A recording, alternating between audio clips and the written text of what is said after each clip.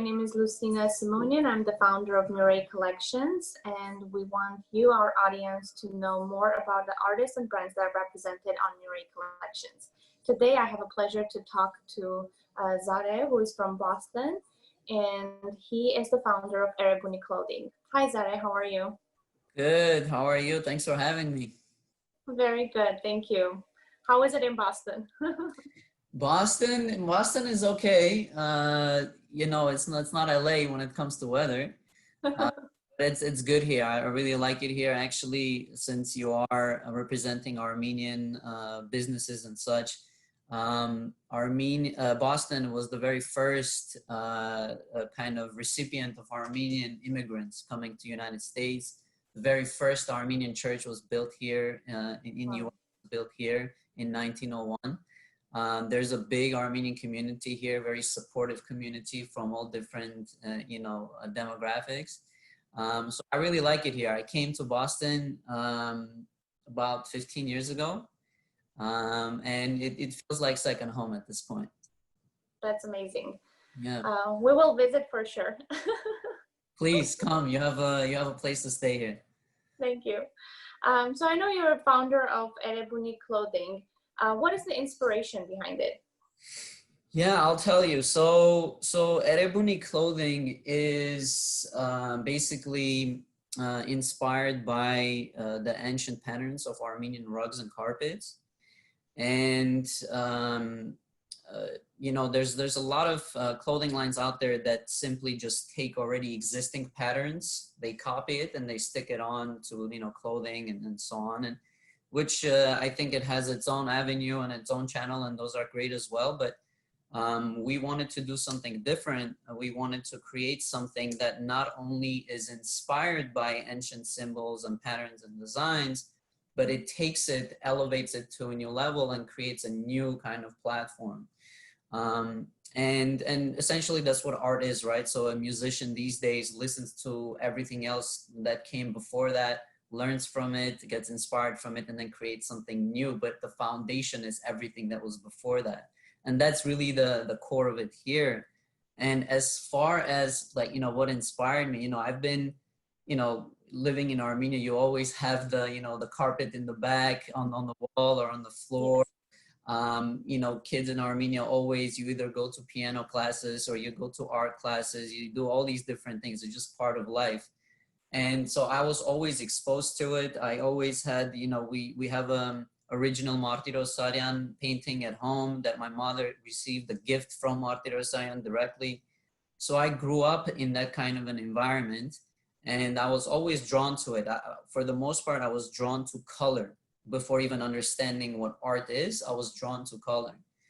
And about 3 years ago, I remember seeing some rugs and carpets, and I saw all of the symbols within it. And I said, okay, there is no way that these things are created just for fun. Like there's no way that somebody was like, okay, this looks cool, let's design it.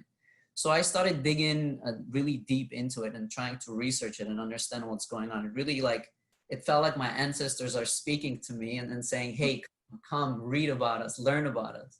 So this is the very first book that I purchased about. Wow. What is it? Is it about rugs? Yeah, so this is considered the Bible of Armenian rugs. And there's so many different rugs in here, carpets, and different influences, whether it's Moroccan, Indian, Persian, or each region of the world has its own pattern and style, and Armenian rugs and carpets are very, very specific, and they're really the origins of the culture of rugs and carpets comes from Armenia, dating back to 9th century BC, and this is all widely accepted historical facts in art history. So as I was kind of peeling the layers of this and learning about this, I became that emoji with the head blown off, the mind blown emoji. I said, okay, I need to study this further. And as I did, I realized that, okay, I want to carry this on me some way. I'm dressed this way, not because I just want to look cool for this interview. I dress this way because for all of my meetings, for all of the work that I do, this is how I dress up. I'm in the biotech industry. And then, you know, there's a lot of client facing and so on, and this is the norm in this society, right? So I wanted to, and sorry for the rambling, I'll finish soon. So, you know, I go to all these meetings and then all these conferences and all these things, and I look around and, you know, all men look the same. It looks like a carbon copy of one another, just gray suit, gray, whatever, red tie. And I wanted to stand out, and I also wanted to bring a little bit of home with me wherever I went. It gave me a sense of comfort and pride, and gave me this attitude going into these meetings, you know? So I made a prototype just for myself. And by I mean myself and my designer. The idea was behind mine, and concepts were mine. The designer and the person who brought it to life is Yerazik Martirosyan back home in Armenia, who's my partner with this company. And we designed the prototype, and I just started wearing it to all these meetings and all these conferences, and every single person commented on it or looked down on my tie, like, what is that? Bunch of people asked me questions about it, and I realized that I have something special in my hands, because non-Armenians, people from all walks of life, all different cultures and educational backgrounds and etc., every single person made a comment on it. And as soon as I realized that, and as soon as I brought that over to Hrant Kozibekyan, who is kind of like the rag guru of our time, he lives out in LA, actually. He has become my mentor. I brought it over to him to kind of get his blessing on it, as a form of, you know, did we create something classless or not embedded in history and facts, or we created something that is exactly that? And he looked through it, he gave some pointers, he said, you know, this is right, this is wrong. We modified, and I finally had the guts to present it to the world. And we did. And here we are. So that's really the history behind how this came to life. And I'm really glad you did bring it back to life, because your ties are not just a design, but it's the entire history of rug and the Armenian rugs, and you've done so much research about it. So you bring the history with it. So you're right, just like anyone wearing it, they feel that history behind that tie.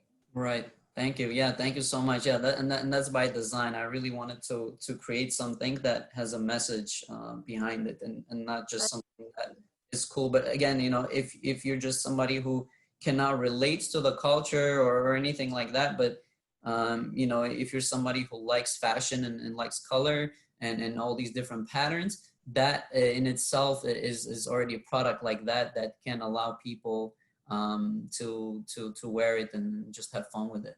Yes, it's very stylish, very. So what materials do you work with? So this was a you know, conversation that we definitely had going into this. Was, okay, do we use actual carpet or rug material to create this?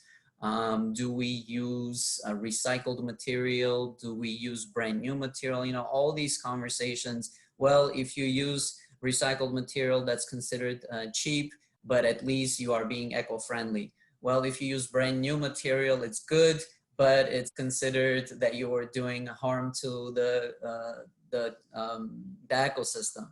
If we go with the rug and carpet material, well, each tie to make it will take, like, I don't know, like 3 months just to make one of them, right? Yeah. So going back and forth through all of these, we tried to find a common ground. So the boxing, for example, this is all recycled material that we've used, and all made in Armenia by design also. And the ties themselves, they have different components to it. There is cotton, and then there's also recycled polyester and cotton mix. Beautiful. We found that that takes more dominance to us as being eco-friendly, and creating something that is good quality, pretty thick, and we are using already existing material that's out there and repurposing them for this. Mm-hmm. And you have a beautiful logo too. If you can bring it to a camera, I think it looks, Yes. I love the logo. Yes, very Thank you. great. So you see the So, E, the R, yes. but also it's an E. Erebuni. That's a thought that I had from a while back, and I Mhm. put it out like maybe 10, 15 years ago. And I said, I'm going to use this one day for something. And little did I know, I ended up using it for this. And also the E stands for ERH concept, which a lot of our historians have written about, but that's a completely different rabbit hole that we won't right now. But That's those. amazing. And it's a beautiful design. Which one are you wearing right now? So right now I'm wearing the original dragon rug. This one is the royal one. So this is the darker version of the same exact thing. And then I also have the third design. So there's three of these.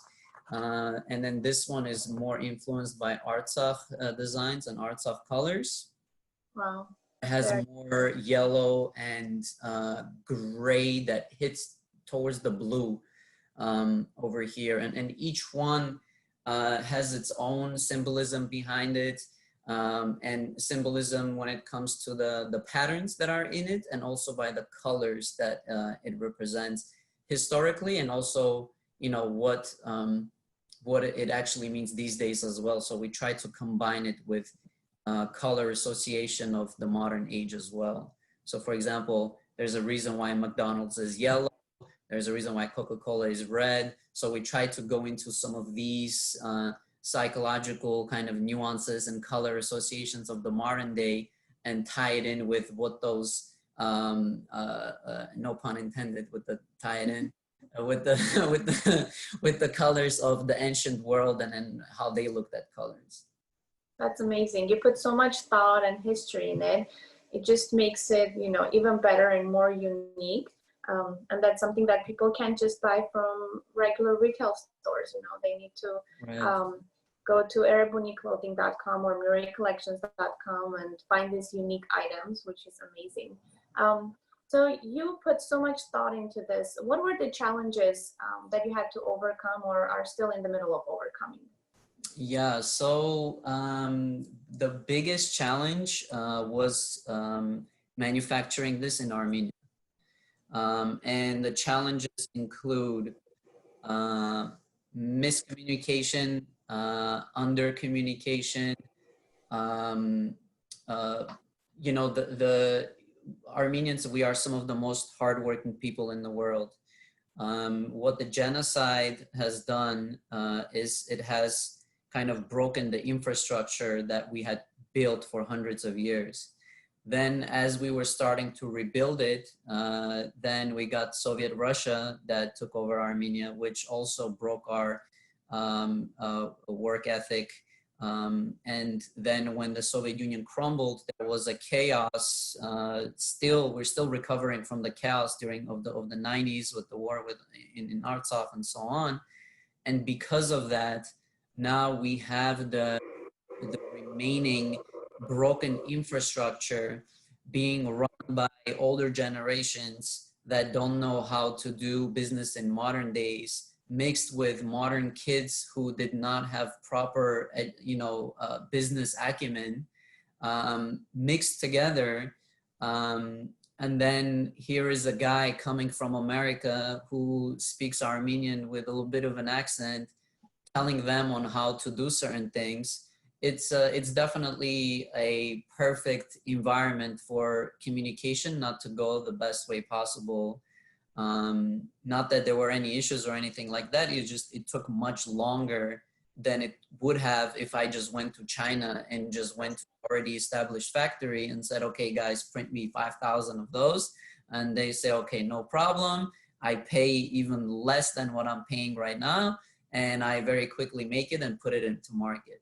And I was very cognizant of this. And if I was only business oriented and money oriented, that's the route that I would have went. But this was a very conscious decision, is to use this opportunity to provide jobs in Armenia. So the factory that we're building this in, they basically take orders from different organizations from around the world. And it's 8 retired women who are working in that plant. We had a mutual connection that worked there through Yerazik, and we decided to use this as an opportunity to provide more contracts for them through this. So there's a social entrepreneurship component to it, and also an opportunity to train the people there working on this on how to do business from the outside. So now going forward, when there's a new order coming in from US for other things, now this particular plant is not fully equipped with the tools to know how to work with that, whether it's, let's say, using Slack for communication, using Google Docs and Google Sheets for uploading things and updating. Some of these things seem trivial for some of us living in America, but some of these old school factories in Armenia, these are infrastructural changes that I was willing to spend the time and invest in try to bring that change. And luckily, Yerazik was very helpful in that process. She's been an amazing liaison that helped to go over that hurdle. But that has definitely been the biggest hurdle in this process. Now we're at a point where we have a pretty good understanding, and now it's easy. Now the hurdles are more logistical, like, okay, exporting out of Armenia, taxes involved with that, things like that. But these are things that are easy to deal with. They're just any business. Yeah, and it's exciting to know the history behind it, because if anyone wants to make a difference in the world, looking at Erebuni clothing, they will see, that even if there are so many challenges, if you're really willing to go an extra step and to do more than any regular person would do, you'll just get amazing results. And you're with Erebuni clothing, you're not just supporting your own brand, but you're also supporting so many women who are working in that factory and providing jobs for them. Right, and it's something that I encourage anybody to try to do. But my voice is coming from a warm place, as we say, because I do have a career, I do have a job, I'm successful at what I do, so I could afford to lose money literally for 2 to 3 years in trying to work on this, make mistakes, and all these things on the side until I get to that point.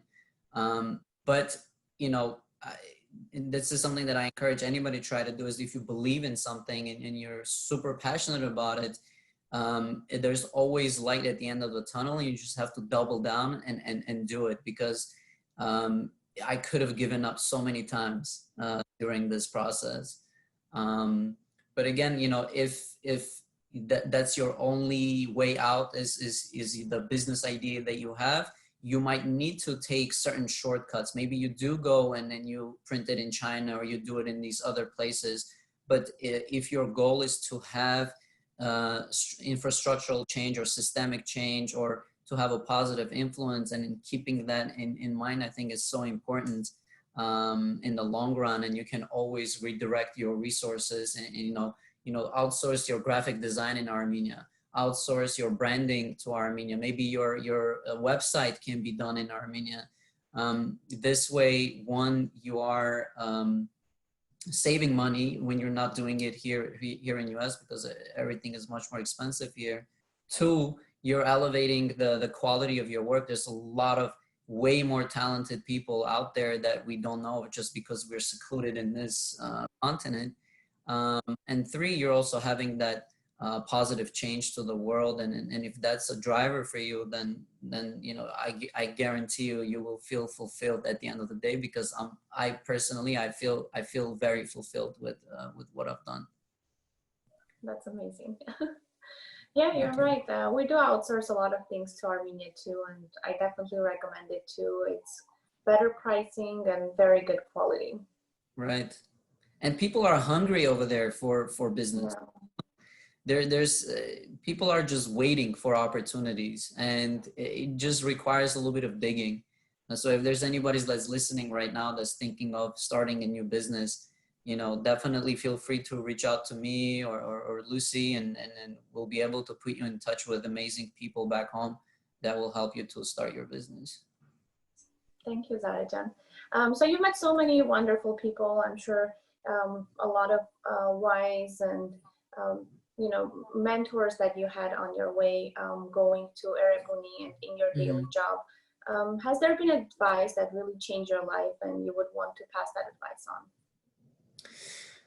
Yeah, the biggest advice that I've received, it's actually been from my father, which has been just if you believe in something, just go for it. And the funniest thing is that my dad is my biggest critic. So you see this this other painting in the back, which I drew. When he first saw it, he was like, "What the hell is this? It's not good." And he forced me to like think about it and then get back to it and then make changes to it and make it better. But the reason why I'm telling you that story is that him being my biggest critic and then always doubting me in a constructive way to push me a little bit as I was starting to do all these things and as I was having all these conversations at home with friends and people saying, well, what if you do this and what if you do that? What if that doesn't work? What if you lose that money? And all these talks that are coming that are constantly discouraging you from your purpose. My dad, he looked at me and he was like, doesn't matter what I say and how much I doubt it. At the end of the day, you're the one that is deciding on what you want to do. And if you believe it, what I say doesn't mean shit. Just do it. That's something that really kind of light up a bulb in me and help me. And this has kind of been a theme throughout my whole life is, you trying to find a balance between listening to criticism, but at the same time knowing when that criticism can discourage you and not letting it to do that and just continuing on with what you believe in. And there's an interesting fine balance to find in there of like staying humble during that process as well, because all of these different successes can start making you're invisible and you can do anything, and you can start making really bad decisions in that process.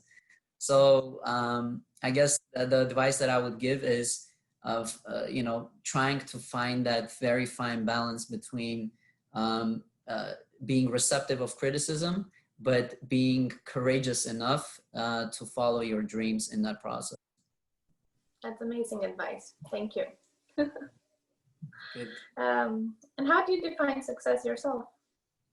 Oh man, success in what, right? So there's different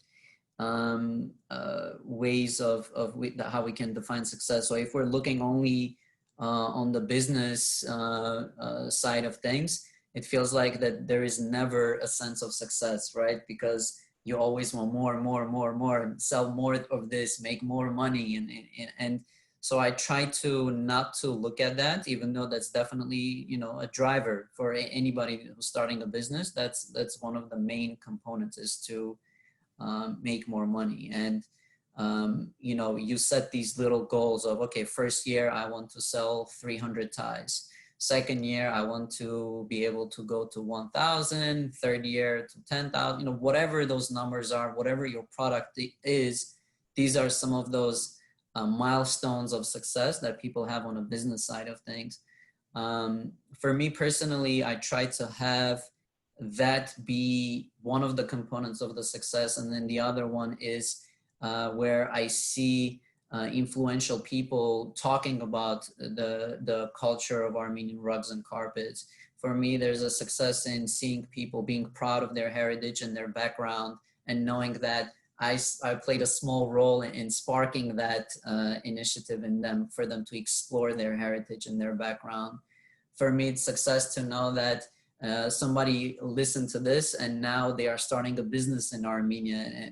And these are the kind of stories that make me feel happy and make me feel successful. Because if I only look at the money portion of things, I will never feel successful. It's kind of like that Scarface fantasy where you want more and more and more. I'm very conscious of that to not let that be the main driver for me. That's amazing. I think you have a good point there, exactly. And for everyone, success is very different. And I like how you put more of a soul into it than just money purpose. And it shows, it really shows in your product, and it shows in the Erebuni clothing brand. And before we leave, if you can share with our audience your social media handles and if there are any other projects that you're doing right now. Sure. So, okay. So the Erebuni clothing website is erebuniclothing.com. The handle is just at Erebuni Clothing. My personal handle is at Yerevan, like the city, number 2, and then Boston, like the city. Why? Because I moved from Yerevan to Boston. So that's all across the whole board. What was your question? Sorry. And do you have any other projects? Yes. Cooking things on your social media. Yeah. So there's several things going on. So what I do, I also do consultation, like business consultation and mentoring for business development, sales consultation, marketing, branding, and things like that. So what I've been doing is I've been working with amazing startups coming out of Armenia, from the Startup Academy, from SmartGate, VC. One of them recently actually just got featured on Forbes. It's called Robin the Robot. I don't know if you've seen this. It's this cute little robot that uses AI technology to be able to be in the hospital and provide companionship to children that are going through, tough chemotherapies and things like that. Brings up the mood, helps the immune system, and so on. So there's a lot of these amazing tech startup, kind of like the Silicon Valley of the Eastern Hemisphere is Armenian. So me being in the tech world, in the biotech world, and kind of being an expert in market entry and those things, and having the friendly relationships that I have with those people in Armenia, we've developed a kind of a companionship where I mentor them, I help them, and I get them to be pitch ready in the market. So that's something that I have going on. And if you are a startup, if you are trying to brand your company, or even just trying to brand yourself as an artist, as a person, I can definitely help with that. I do all these fun workshops, and we try to like peel the layers of what you represent as a business and as a person. So I do that. There's another thing going on. We're trying to build a museum in Armenia for rugs and carpets. So not only you will have a huge inventory of rugs and carpets, there will also be classes for how to make rugs and carpets, and also rug restorations. So that's something that will happen probably. This was supposed to happen this year, but this pandemic really ruined it. What else do we have going on? There's also this initiative that we have through Knights of Vartan called Diaspora for Frontline Families Fund. This was created in 2016 after the April War when Azerbaijan attacked us. And it's essentially an initiative to help the orphan children during that weekend of battle. So we do a lot of fundraisers for that. We provide these kids with yearly kind of funds for their school supplies, winter clothing, and things like that. It's not a lot. It's not like we're changing their lives forever, but we're taking that burden off the mother because her husband has passed during the war. So this way we can at least help a little bit. And the community here in the East Coast has been amazing in supporting that. So that has also been something that we're working on. So these are the main highlights. There's always other things cooking up here and there. So just like you're busy yourself. There's a lot of stuff like that happening. I know if anybody has been intrigued by this interview and are not annoyed by me yet, feel free to follow my account and connect. And if you like to collaborate or there's anything that comes up, I'm happy to share. Thank you for doing all of it. It's really, I know it's a lot of projects, but you're doing great and you're bringing change, and that's what everyone should do. So I would hope so. Great job. And thank you for being with us today, Zara. We're excited. Thank you for having me. Clothing. Thank you for having me so much. And then you're awesome. I love what you've built up. And I hope more and more people will see, and then we'll get on your platform. I think it's a great initiative, and I wanted to thank you, and I really appreciate you having me on this call. Thank you. It's possible because of artists and brands like you. So thank you so much. Awesome. Bye. Cheers. Bye.